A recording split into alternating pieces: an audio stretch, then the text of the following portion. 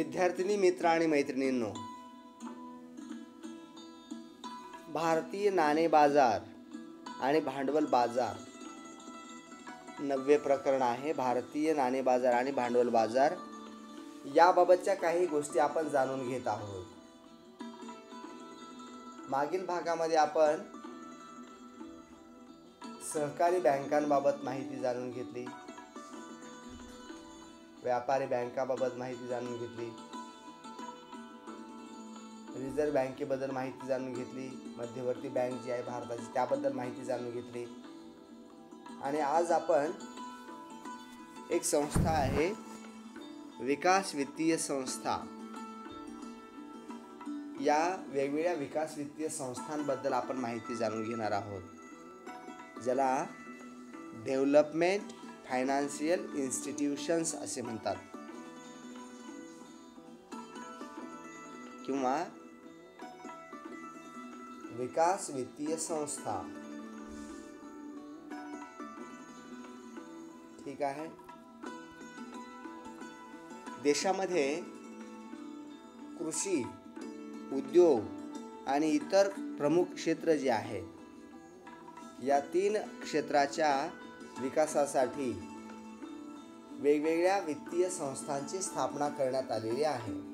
भारतामध्ये आर्थिक विकास घडवून आणण्यासाठी, शेतीचा विकास घडवून आणण्यासाठी, उद्योगांचा विकास घडवून आणण्यासाठी किंवा इतर प्रमुख क्षेत्रांच्या विकासासाठी वेगवेगळ्या विकास संस्था, वेगळ्या विकास वित्तीय संस्था, फायनान्शियल इन्स्टिट्यूशन किंवा डेव्हलपमेंट फायनान्शियल इन्स्टिट्यूशन यांची स्थापना करण्यात आलेली आहे. आता ह्या वेगवेगळ्या संस्था ज्या आहेत त्या संस्था आपण या ठिकाणी पाहणार आहोत. या ज्या विकास संस्था आहेत, या विविध विकास वित्तीय संस्था त्यांच्या क्षेत्रासाठी मध्यम मुदती आणि दीर्घ मुदती कर्ज उपलब्ध करून देण्याचे काम करतात. शेती, उद्योग, व्यापार आणि इतर जे काही क्षेत्र असतील, तर या सर्व क्षेत्रासाठी वेगवेगळ्या या संस्था स्थापन झालेल्या आहेत.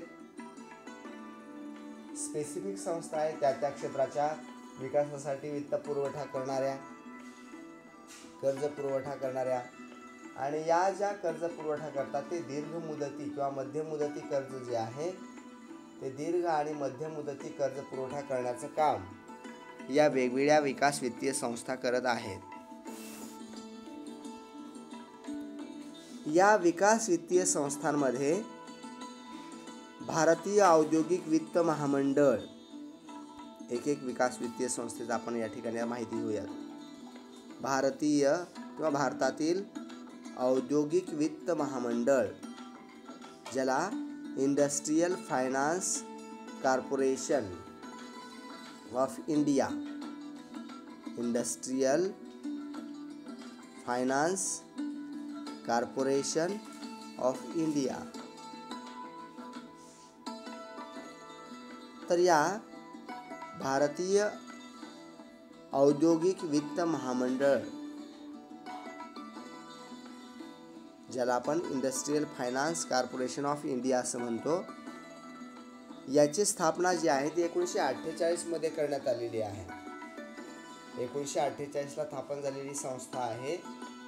आणि सगळ्यात महत्त्वाची गोष्ट म्हणजे भारतातील ही पहिली विकास वित्तीय संस्था आहे. विकासाच्या संदर्भाने देशाचा विकास घडवून आणण्यासाठी म्हणून किंवा औद्योगिक विकास घडवून आणण्यासाठी म्हणून स्थापन झालेली ही स्पेसिफिक अशी विकासासाठी स्थापन झालेली पहिली संस्था आहे, पहिलं महामंडळ आहे industrial finance corporation of India, भारतीय औद्योगिक वित्त महामंडळ, ज्याला आपण शॉर्टमध्ये काय म्हणूयात, IFCI, industrial finance corporation of India, industrial finance corporation of India, IFCI. ही जी IFCI जी आहे, या IFCIच्या बाबत आपण थोडीशी माहिती जाणून घेणार आहोत. Industrial finance corporation of India. आता याच्या नावामध्येच याचा उद्देश दडलेला आहे. Industrial finance corporation of India म्हणजे भारतीय औद्योगिक वित्त महामंडळ. तर देशामध्ये, भारतामध्ये जे काही औद्योगिक कारखाने आहेत यांच्या विकासासाठी, त्यांना वित्त पुरवठा करण्यासाठी, त्यांना कर्ज पुरवठा करण्यासाठी हा उद्देश डोळ्यासमोर ठेवून या महामंडळाची किंवा या कॉर्पोरेशनची स्थापना करण्यात आलेली आहे. Industrial finance corporation of India IFCI, स्थापना 1948. ठीक आहे. आणि ही पहिली विकास संस्था आहे. एवढ्या 3 बाबी आपल्याला कळलेल्या असतील. परत एकदा सांगतो, IFCI त्याला इंग्लिशमध्ये काय म्हणायचं, याचा लॉंग फॉर्म आहे, शॉर्ट फॉर्म काय, IFCI. Industrial finance, I for industrial, F for finance, C for corporation, I for India. Industrial finance corporation of India. आता इंडस्ट्रियल म्हणजे औद्योगिक, फायनान्स म्हणजे वित्त, कॉर्पोरेशन म्हणजे महामंडळ आणि इंडिया म्हणजे इंडिया, भारत, भारतीय औद्योगिक वित्त महामंडळ. ठीक आहे.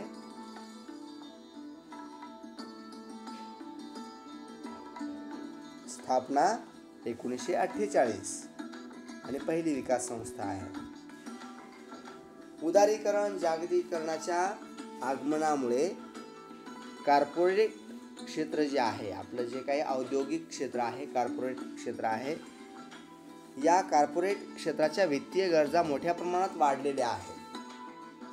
कारण काय झालं, उदारीकरण केलं आपण 1991ला. जागतिकीकरण, उदारीकरण, खाजगीकरणाचा आपण अंगीकार केला, अवलंब केला आणि त्यामुळे बाहेरच्या मोठ्या मल्टीनॅशनल कंपन्या भारतामध्ये त्यांचं आगमन झालं आणि त्यांच्याशी टक्कर देण्यासाठी म्हणून आता या मल्टीनॅशनल कंपन्या, परदेशी कंपन्यांशी जर टक्कर द्यायची असेल तर आपल्या भारतातल्या ज्या काही कंपन्या आहेत त्यासुद्धा काय पाहिजे, आपलं जे काही कॉर्पोरेट क्षेत्र आहे ते सुद्धा सक्षम पाहिजे. म्हणून त्यांच्या सक्षमीकरणासाठी या कॉर्पोरेट क्षेत्राच्या गरजा, विशेषतः आर्थिक गरजा, वित्तीय गरजा मोठ्या प्रमाणात वाढलेल्या आहेत. उदारीकरण आणि जागतिकीकरणामुळे काय झालेलं आहे, आपल्या औद्योगिक क्षेत्राच्या, कॉर्पोरेट क्षेत्राच्या वित्तीय गरजा वाढलेल्या आहेत. अर्थविषयक गरजा प्रचंड मोठ्या प्रमाणात वाढलेल्या आहेत. त्याचबरोबर बहुतांश बहुराष्ट्रीय कंपन्या यांच्याशी या कंपन्यांनी किंवा या कॉर्पोरेट क्षेत्राने काय केलेला आहे, करार केलेला आहे आणि त्यामुळे सुद्धा मोठे यंत्र खरेदी करणे किंवा यंत्रांमध्ये सुधारणा घडवून आणणे, कारखान्यांचा विस्तार करणे, कंपन्यांचा विस्तार करणे, आपल्या कॉर्पोरेट क्षेत्राचा विस्तार करणे, यासाठी औद्योगिक क्षेत्राच्या, कॉर्पोरेट क्षेत्राच्या वित्तीय गरजांमध्ये प्रचंड मोठ्या प्रमाणावर वाढ झालेली आहे. विकास वित्तीय संस्थांनी आपल्या कार्यात अलीकडच्या काळामध्ये मोठ्या प्रमाणावर विविधता आणलेली आहे. म्हणजे केवळ आणि केवळ औद्योगिक क्षेत्रासाठी किंवा आपण ज्या क्षेत्रामध्ये कार्यरत आहोत त्या क्षेत्रासाठी वित्त पुरवठा करणे एवढं मर्यादित कार्य या संस्था करत नाहीत, तर त्याच्या पुढे जाऊन अनेक कार्य त्यांनी करायला सुरुवात केलेली आहे. विविध प्रकारची कार्य यांनी सुरू केलेली आहे. म्हणजे त्यांच्या कार्यामध्ये त्यांनी काय केलेली आहे, विविधता आणलेली आहे. एक म्हणजे एकच कार्य, म्हणजे समजा IFCI असेल तर IFCI फक्त आणि फक्त औद्योगिक क्षेत्रासाठी वित्त पुरवठा करणारी संस्था हा उद्देश डोळ्यासमोर ठेवून जरी स्थापन झालेली असली तर अलीकडच्या काळामध्ये या संस्थांनी, या सर्व संस्थांनी, सगळ्याच विकास संस्थांनी काय केलेलं आहे, आपल्या कार्याच्या कक्षा वाढवलेल्या आहेत, आपलं कार्यक्षेत्र विस्तारित केलेलं आहे, वेगवेगळ्या प्रकारची कार्य ते आता करत आहेत. ठीक आहे. व्यापारी बँकिंग, ग्राहक वित्त, दलाली किंवा ब्रोकिंग, साहस भांडवल ज्याला आपण व्हेंचर कॅपिटल फायनान्स म्हणतो, शिवाय पायाभूत वित्तीय पुरवठा, ई वाणिज्य यासारख्या नवीन उत्पादनामध्ये आणि नवीन सेवांमध्ये त्यांच्या सहयोगी संस्था त्यांनी स्थापन केलेल्या आहेत. ठीक आहे. म्हणजे त्यांच्या वेगवेगळ्या ब्रँचेस आहेत, सहयोगी संस्था आहेत की जे वेगवेगळ्या काम करत आहेत. म्हणजे फक्त आणि फक्त एकच कार्य, पत पुरवठा करणे एवढं एकच कार्य करण्यापेक्षा त्यांनी काय केलेले आहेत, आपल्या वेगवेगळ्या शाखा सुरू केलेल्या आहेत आणि वेगवेगळ्या शाखांच्या माध्यमातून, वेगवेगळ्या सहयोगी संस्थांच्या माध्यमातून व्यापारी बँकिंगचं कार्य म्हणजे बँकिंगचं कार्य त्या करत आहेत. ग्राहक वित्त पुरवठा करण्याचं काम, दलालीचं काम किंवा ब्रोकिंग आपण ज्याला म्हणतो, शेअर ब्रोकर्स वगैरे, तर ते ब्रोकिंगचं काम, साहस भांडवल पुरवठा ज्याला व्हेंचर कॅपिटल म्हणतो, व्हेंचर कॅपिटल फायनान्सचं काम करतायत. शिवाय पायाभूत वित्तीय पुरवठा, ई वाणिज्य, ई कॉमर्स आपण ज्याला म्हणतो, तर या वेगवेगळ्या सेवा सुविधा, वेगवेगळी उत्पादनं यांच्यामध्ये या उतरलेल्या आहेत. आता फक्त आणि फक्त वित्त पुरवठा करण्यापुरतं त्यांचं काम आता मर्यादित राहिलेलं नाही, असं मला म्हणायचं आहे. त्यांनी फक्त आणि फक्त वित्त पुरवठ्यापुरतं स्वतःला मर्यादित केलेलं नाही, तर त्यांनी आपल्या कार्यामध्ये काय केलेले, आता विविधता आणलेली आहे. विविध प्रकारचं कार्य आता या विकास वित्तीय संस्था करत आहेत. फक्त आणि फक्त देशाचा विशिष्ट क्षेत्राचा विकास करण्यासाठी स्थापन झालेल्या, एक विशिष्ट उद्देश डोळ्यासमोर ठेवून स्थापन झालेल्या होत्या, पण त्यांनी आता काय केलेलं आहे, आपल्या कार्यामध्ये विविधता आणलेली आहे. सांगण्याचा उद्देश एवढाच आहे की विकास वित्तीय संस्थांनी केवळ वित्त पुरवठा करणे एवढेच कार्य मर्यादित ठेवलेले नाही, तर त्यांनी आपल्या कार्यामध्ये काय केलेलं आहे, विविध कार्यांचा समावेश केलेला आहे. त्या कार्यांमध्ये विविधता आणलेली आहे. कोणकोणती कार्य करतायत ते आपण पाहिलेलं आहे. या विकास वित्तीय संस्था स्वतःला सार्वत्रिक बँकांप्रमाणे रूपांतरित करण्याच्या मार्गावरती आहेत. म्हणजे यांचं काम जे आहे ते जवळपास ज्या सार्वत्रिक बँका असतात त्या बँकाप्रमाणे हे आता काम करायला लागलेले आहेत. म्हणजे थोडक्यात बँकाचं जे कार्य आहे तसं कार्य करायला यांनी सुरुवात केलेली आहे. आणि भारतीय रिझर्व्ह बँक जी आहे त्या भारतीय रिझर्व्ह बँकेने सुद्धा या विविध विकास संस्थांना व्यावसायिक बँक होण्यासाठी, व्यापारी बँक होण्यासाठी, व्यावसायिक बँक होण्यासाठी काही मार्गदर्शक सूचना केलेल्या आहेत की तुम्ही या मार्गाने जा, या सूचनांचं पालन करा, या नियमांचं पालन करा, या नियमांच्या अधीन राहून तुम्ही बँकिंगचं कार्य करू शकता. अशा प्रकारचे ज्या काही मार्गदर्शक सूचना आहेत त्या मार्गदर्शक सूचना रिझर्व्ह बँकेने सुद्धा या विकास वित्तीय संस्थांना केलेल्या आहेत, दिलेल्या आहेत. आता उदाहरण जर घ्यायचं असेल तर ICICI ही एक विकास वित्तीय संस्था आहे.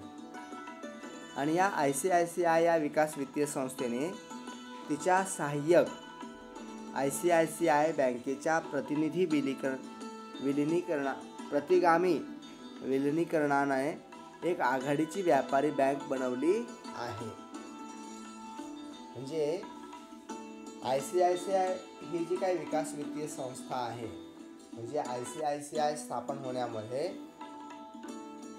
मुख्य उद्देश काय आहे की जे औद्योगिक क्षेत्र आहे, ICICI आपल्याला आज बँक जरी दिसत असली तर मूळ ही विकास वित्तीय संस्था आहे. आपण ICICI बँकेच्या शाखा आज पाहत आहोत. त्यांचे ATM असतील, त्यांच्या बँका असतील, तर ही मूळ बँक नव्हे, ही मूळ विकास वित्तीय संस्था आहे. बरोबर.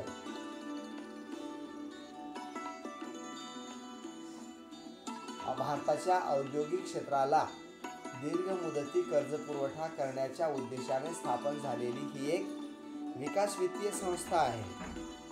पण तिने काय केलेलं आहे, बँकिंग क्षेत्रामध्ये पदार्पण केलेलं आहे, बँकिंग क्षेत्रामध्ये उडी घेतलेली आहे आणि बँकिंगच्या क्षेत्रामध्ये ती अतिशय उत्तम प्रकारे काम करत आहे. ICICI बँक, ठीक आहे. म्हणजे तिने एक आपली शाखा सुरू केलेली आहे बँकिंग क्षेत्रामध्ये. हे विकास वित्तीय संस्था आता कार्यरत आहे. म्हणजे सांगण्याचा उद्देश काय आहे की या विकास वित्तीय संस्थांनी केवळ औद्योगिक विकासासाठी किंवा विशिष्ट क्षेत्राच्या विकासासाठीच वित्तपुरवठा करणे एवढं जे कार्य आहे त्या कार्यापुरते स्वतःला मर्यादित केलेले नाही, तर त्यांनी आपल्या कार्यामध्ये काय केलेलं आहे, विविधता आणलेली आहे. विविध प्रकारची कार्य ते आता करत आहेत. ICICI बँकेवरून आपण हे समजून घ्यायचं.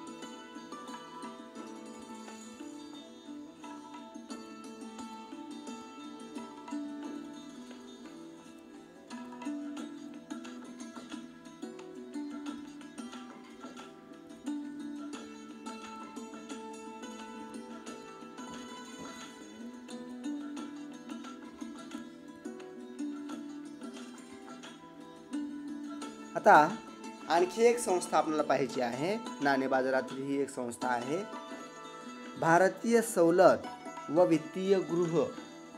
भारतीय सवलत व वित्तीय गृह या नाणे बाजारातील संस्थेविषयी आपण आता माहिती जाणून घेणार आहोत. वाघूल समिती नावाची एक समिती स्थापन करण्यात आली होती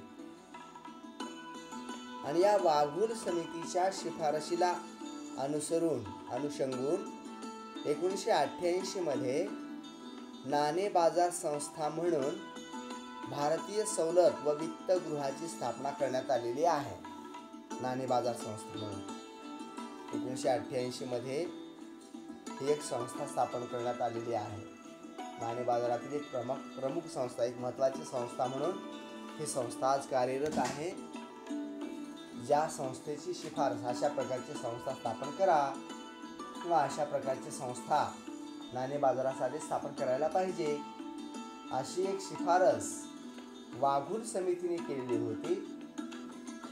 वाघूल समिती नावाची एक समिती, या समितीने अभ्यास केला आणि त्या समितीने शिफारस केली की अशा प्रकारची एक वित्तीय संस्था किंवा एक संस्था स्थापन करा. आणि मग या शिफारशीला अनुषंगून वाघूल समितीच्या शिफारशीच्या आधारे 1988 मध्ये नाणे बाजार संस्था म्हणून भारतीय सवलत, आता सवलत काय असते आपल्याला माहिती आहे, भारतीय सवलत व वित्तगृह,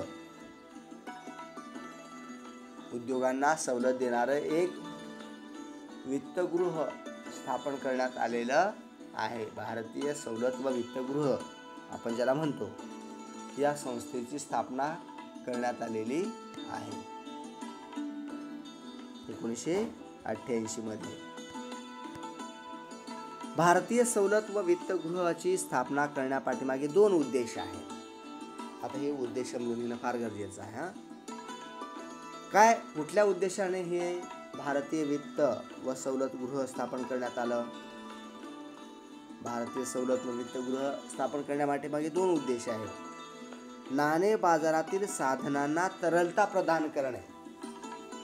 नाणे बाजारामध्ये जे काही हुंड्या असतील किंवा प्रॉमिसरी नोट असेल, प्रतिज्ञापत्र असतील, हे जे काही वेगवेगळी साधने आहेत नाणे बाजारातील, तर या नाणे बाजारातील साधनांना लिक्विडिटी, तरलता, रोखता प्रदान करण्यासाठी,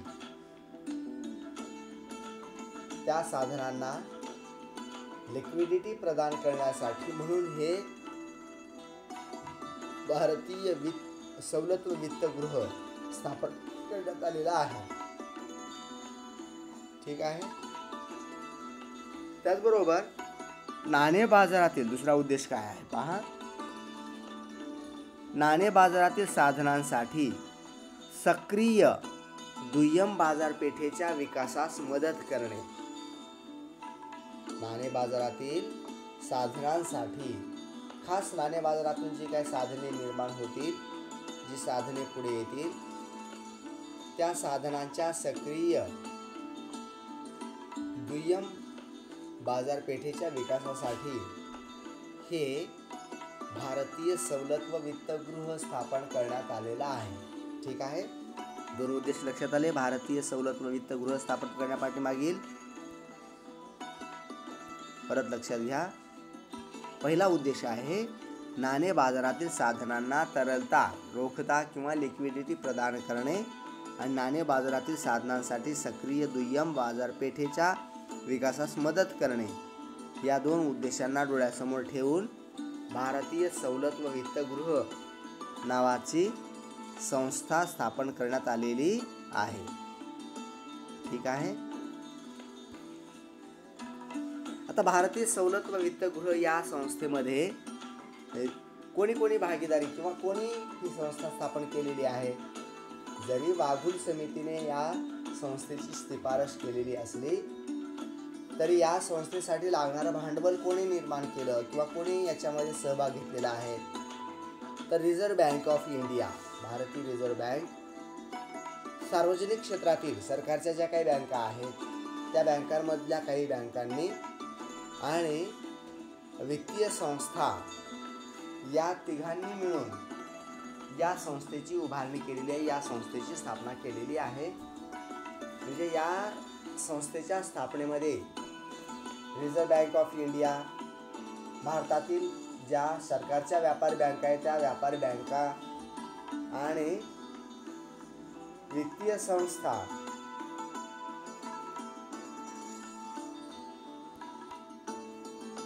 या सर्वांची भागीदारी आहे, या सर्वांची मालकी आहे. या सर्वांच्या पुढाकाराने, या तिघांच्या पुढाकाराने भारतीय सवलत व वित्तगृह नावाची संस्था नाणे बाजारामध्ये अस्तित्वात आलेली आहे, कार्यरत झालेली आहे. ठीक आहे. आता आपण दोन संस्था पाहिल्या, विकास वित्तीय संस्था आणि भारतीय सवलत व वित्तगृह, वेगवेगळ्या विकास वित्तीय संस्था पाहिल्या. आणि त्यानंतर आपण भारतीय सवलत व वित्तगृह पाहिलं, नाणे बाजारातील या दोन मुख्य संस्था पाहिल्यानंतर आता आपण हे संघटित नाणे बाजार पाहिला. आतापर्यंतचा जो आपण भाग पाहिला तो संघटित नाणे बाजार होता. या संघटित नाणे बाजारामध्ये काय काय पाहिलं परत लक्षात घ्या. पहिलं आपण पाहिलं भारतीय रिझर्व्ह बँक ही नाणे बाजारातील एक प्रमुख संस्था आहे. भारतातील वेगवेगळ्या व्यापारी बँका, मग त्या सार्वजनिक क्षेत्रातील असतील, खाजगी क्षेत्रातील असतील व्यापारी बँका आपण पाहिल्या, त्यांची कार्य आपण पाहिली. रिझर्व्ह बँक पाहिलं, त्या रिझर्व्ह बँकेची कार्य आपण पाहिली. त्यानंतर आपण पुढे जाऊन काय पाहिलं, सहकारी बँका पाहिल्या. ठीक आहे. वेगवेगळ्या सहकारी बँका, नाणे बाजारातील संघटित नाणे बाजार जो आहे की नाही, या संघटित नाणे बाजार याबद्दल परत मी सांगतो आहे, कारण आपल्याला तर आज संघटित नाणे बाजाराकडे जायचं आहे. म्हणून संघटित नाणे बाजाराचं थोडक्यात रिव्हिजन मी घेतो आहे. संघटित नाणे बाजारामध्ये संघटित नाणे बाजार म्हणजे काय, संघटित नाणे बाजारामध्ये कार्यरत असणाऱ्या वेगवेगळ्या संस्था या बाबींचा आपण आढावा घेतलेला आहे आजपर्यंत. मग त्या संघटित नाणे बाजारातील वेगवेगळ्या संस्था पाहत असताना रिझर्व्ह बँक ऑफ इंडिया, भारतातील व्यापारी बँका, रिझर्व्ह बँक ऑफ इंडिया आणि तिचे कार्य, व्यापारी बँका आणि त्यांची कार्य, त्यानंतर विविध विकास संस्था, विकास वित्तीय संस्था, सहकारी बँका, विकास वित्तीय संस्था, भारतीय सवलत व वित्तगृह. तर या नाणे बाजारातील संघटित नाणे बाजारातील महत्त्वपूर्ण अशा संस्था आहेत. आणि आता आपण काय करतो आहोत, असंघटित नाणे बाजार. संघटित आणि असंघटित कळतं का? जिथं नियंत्रण आहे जिथं काहीतरी एक संघटन आहे त्याला आपण संघटित क्षेत्र म्हणतो. जिथं नियम आहे, कायदे आहे, जिथं संस्था आहेत, संघटना आहे, त्याला आपण संघटित क्षेत्र म्हणतो. आता आपण जे असंघटित क्षेत्र आहे, जे विस्कळीत आहे, ज्याच्यावर नियंत्रण नाही, नियम नाही, अटी नाही, ते असंघटित क्षेत्र आपण पाहतो आहोत.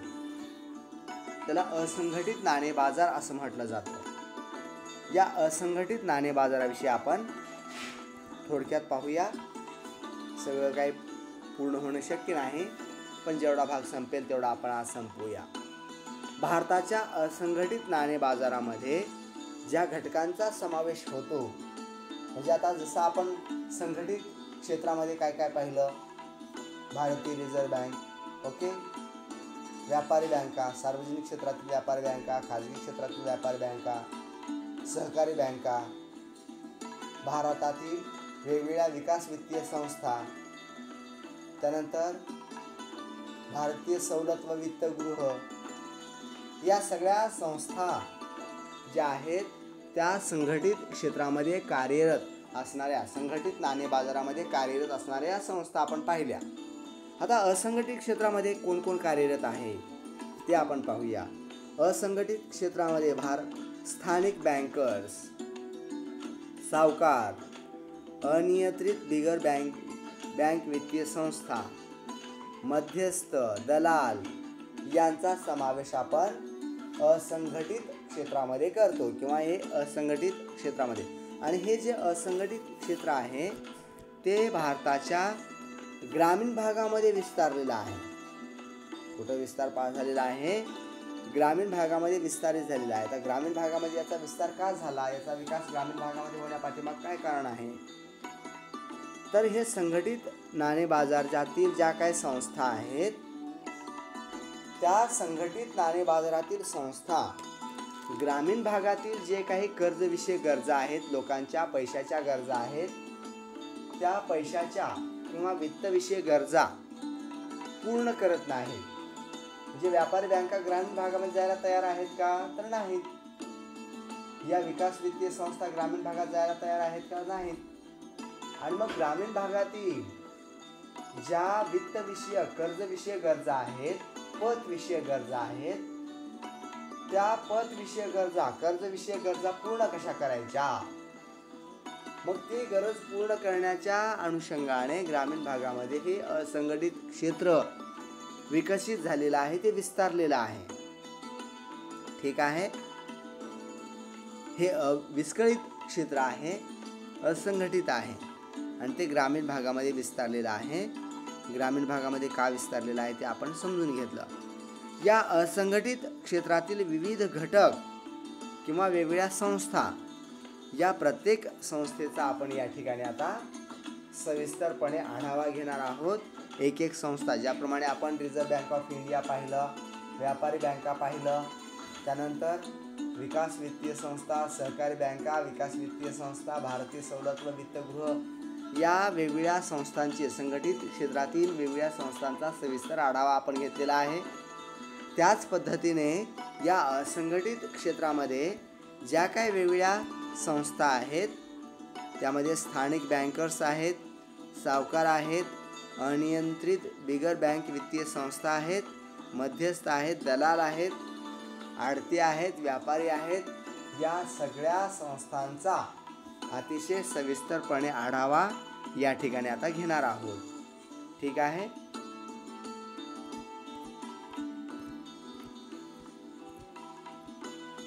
ग्रामीण भागातील शेतकरी, वंचित घटक यांच्या कर्जविषयक, पतविषयक पैशाच्या गरजा पूर्ण करण्यासाठी या स्थानिक बँकर्सचं फार मोठं योगदान आहे. त्यांचा सहभाग फार मोठा आहे. तर या स्थानिक बँकर्सबाबत आपण माहिती घेणार आहोत, पण या ठिकाणी आपण थांबूयात. आपण हा भाग जो आहे तो उद्याला पाहूया. स्थानिक बँकर्स आपण संघटित क्षेत्र आपण पूर्ण केलेलं आहे आणि आता आपण असंघटित क्षेत्र पाहत आहोत. असंघटित क्षेत्र कुठं आहे तर ग्रामीण भागामध्ये ते विस्तारलेलं आहे. आणि या असंघटित क्षेत्रातल्या वेगवेगळ्या संस्था ज्या आहेत, स्थानिक बँकर, सावकार, अनियंत्रित बिगर बँक वित्तीय संस्था, या सर्व मध्यस्थ, दलाल, आडते, व्यापारी यांच्याबद्दल आपण माहिती उद्याला घेऊयात. धन्यवाद. थँक्यू. आभारी आहे.